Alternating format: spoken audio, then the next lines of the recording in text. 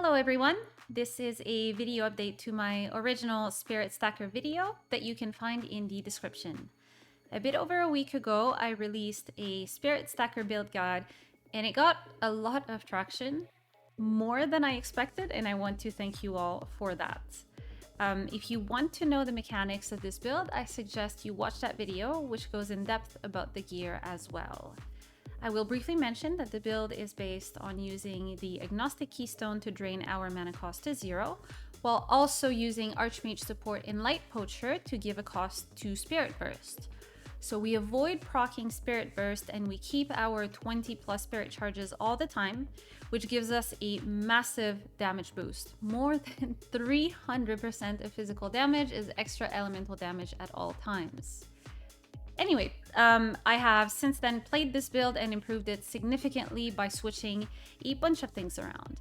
This is a version of the build that runs the Pathfinder with Scion plus Militant Faith combo instead of the previous Unleash Potential plus Brutal Restraint.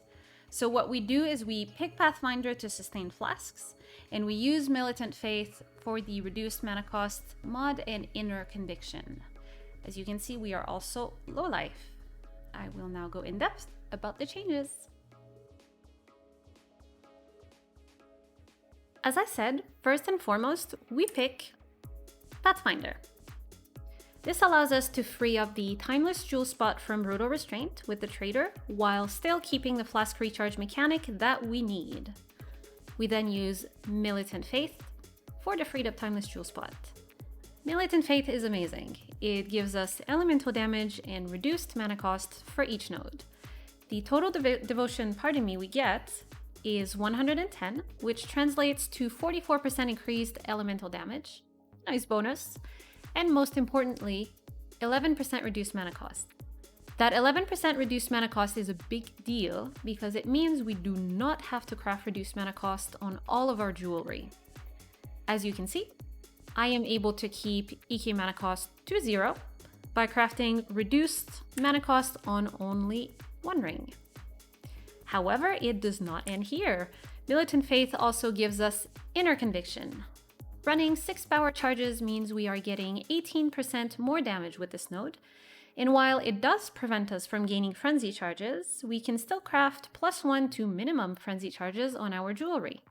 That's what I did with Amulet, as you can see. Overall, this change amounts to straight up more damage, but make sure that you grab a Militant Faith that does not transform your notables like these right here on the tree. You can check the numbers you find on Path of Exile trade by putting them in PoE to see that the notables are not altered. Because we are not running Brutal Restraint with the Trader anymore, we do not have to leave empty flask slots, and we can use all 5 of them. This means we can now get a Diamond Flask with a resistance suffix and 100% uptime, so we do not need to worry about getting resistances on our jewelry. Make sure, again, to craft reused at the end of the flask effect, just like with our Bismuth Flask. We also run an Onslaught Flask with reduced curse effects suffix. The Onslaught Flask replaces the Onslaught we would have otherwise gotten with Brutal Restraint, so we do not lose any speed mechanic.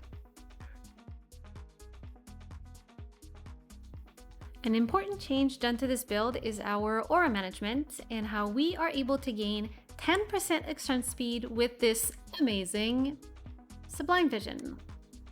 10% action speed roughly means 30% increased movement speed and 10% more damage. That's insane.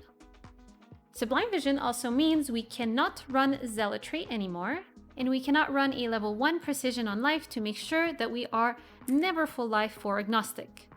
So what we do instead is this. We run Haste, as that is good for speed and also needed for this Sublime Vision. We run Petrified Blood, which gives us 40% less damage from hits. We also run Herald of Ice, as Heralds can be run with Sublime Vision. This is because they do not have an aura tag. Finally, we run Herald of Ash with Arrogance. This reserves our life enough that we reach low life level. That way we can pick Pain Attunement. Huge damage, and we have Reserve Life for Agnostic. All of these changes result in a massive damage and speed increase. But one thing we do not run is Herald of Purity, and that is for a reason I will explain later. We also pick the Life Mastery. That makes it so low life is reached at 55% life or below instead of 50% life or below, so that we do not have to reserve as much. To reserve the right amount of life and keep yourself at around the required 55%, you will have to play around with the level of arrogance supporting Herald of Ash and the reservation efficiency on the boots. With 16% reservation efficiency boots, which is the lowest roll you can get on Bubonic Trail, so it's easy to get, I am using a level 12 arrogance with Herald of Ash. So I reserve enough life to be low life, but not any more than what is strictly needed. If your boots have higher reservation efficiency, you will have to run a lower level arrogance to reach low life. You want to play around with this in PoE according to the roll on the boots you have. I know that Petrified Blood will make it so my life recovery will not make me go to above low life, but I would rather not lose low life even briefly when I use Writhing Jar. I want to keep myself at the exact number for consistency's sake, instead of maybe casting EK 3 or 4 times without Pain Attunement for no reason. I also want to mention that we do not lose anything by running a low level arrogance, as Herald of Ash is not an aura, so the aura effect does not matter.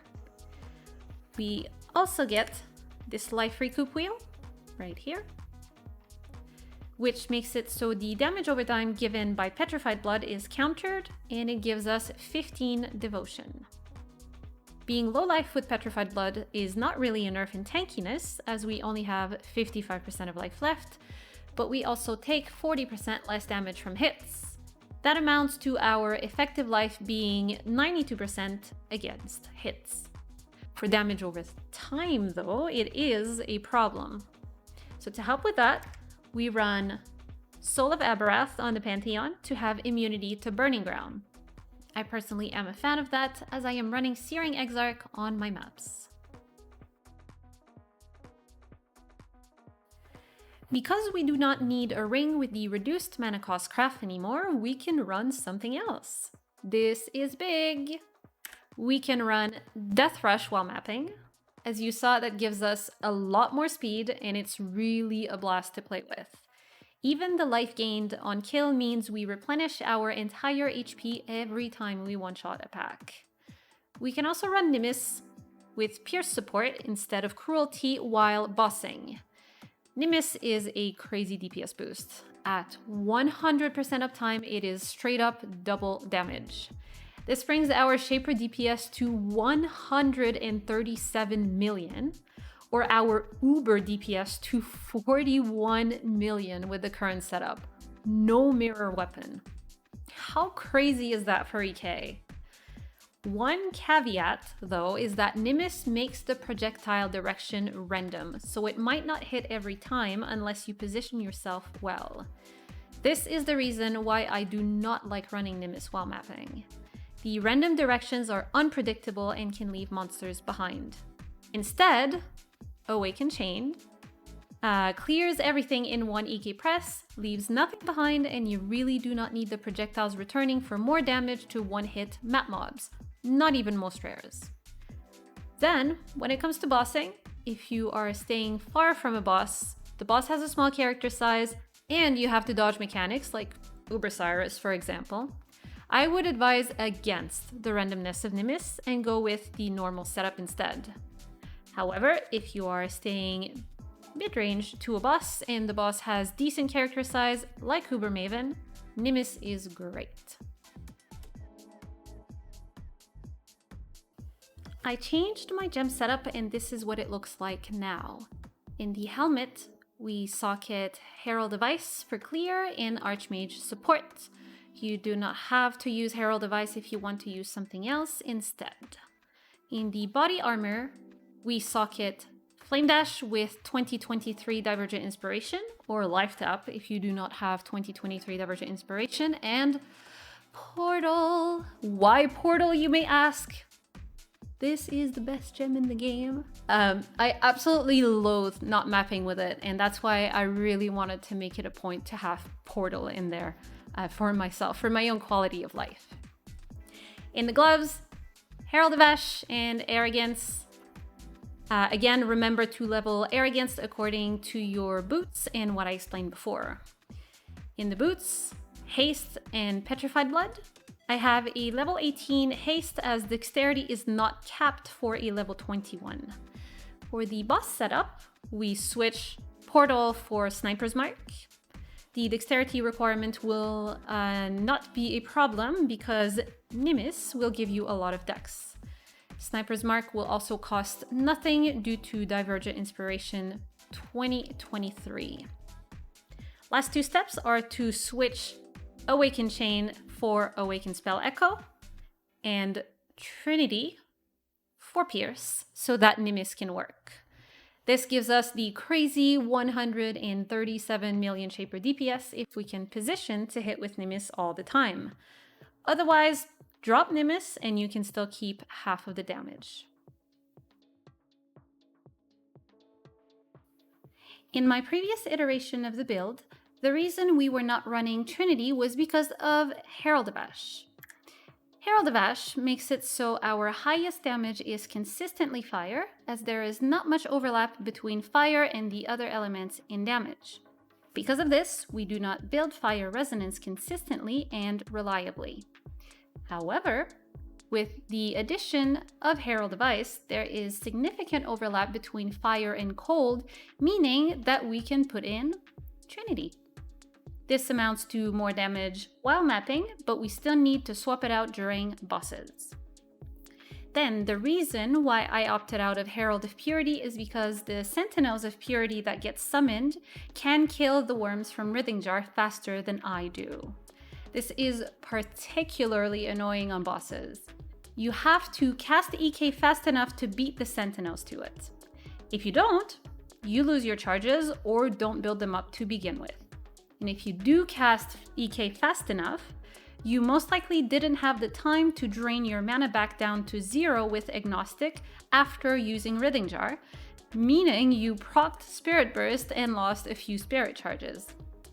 So with Herald of Purity, you will either most likely lose a few spirit charges here and there, or fail to keep them. I prefer higher quality of life, and Herald of Purity is not worth it considering the reduction in quality of life while the damage is already so high. There are other small improvements made to this build. First, we pick the Charge Duration Mastery. The increased charge duration also applies to spirit charges, meaning they last 20 seconds instead of 10, as you can see from the showcase. This is great because we do not have to worry too much with Rithing Jar during bosses, and we do not have to refresh our spirit charges during game mechanics like Harvest and Expedition. Other than that, we craft +1 to minimum frenzy charges on our jewelry, and because we do not have to worry about resistances on our ring, we upgrade to a better one. You can also give up 2 spirit charges to use Forbidden Flame and Flesh to allocate Deadeye. This would give us Tailwind, and it would amount to about the same amount of damage, about 20% extra speed, but 300 less life. If you want to do more though, you can go for it.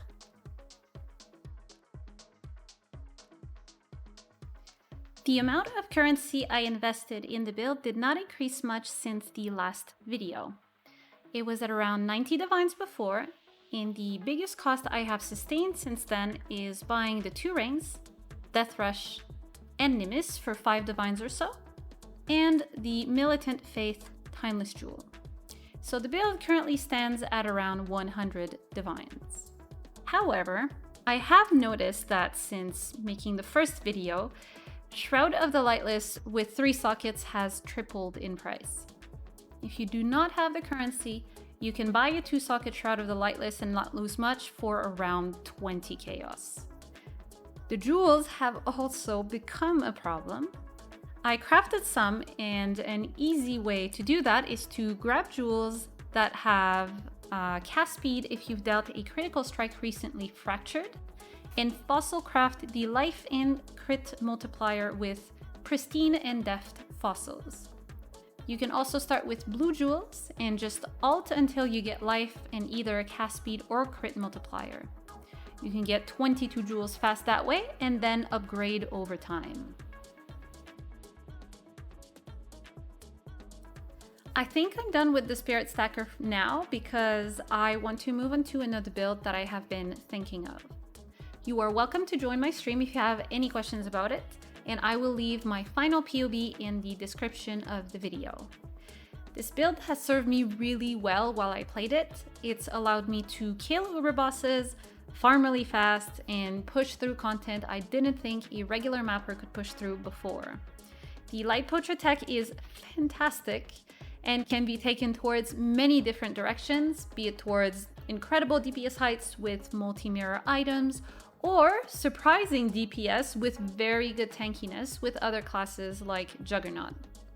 All in all, I wanted to put something out there for people to use so that they could cater to their own playstyles, and I hope you can have as much fun with Spirit Charges as I have. Thank you, kisses, and see you soon. Bye bye.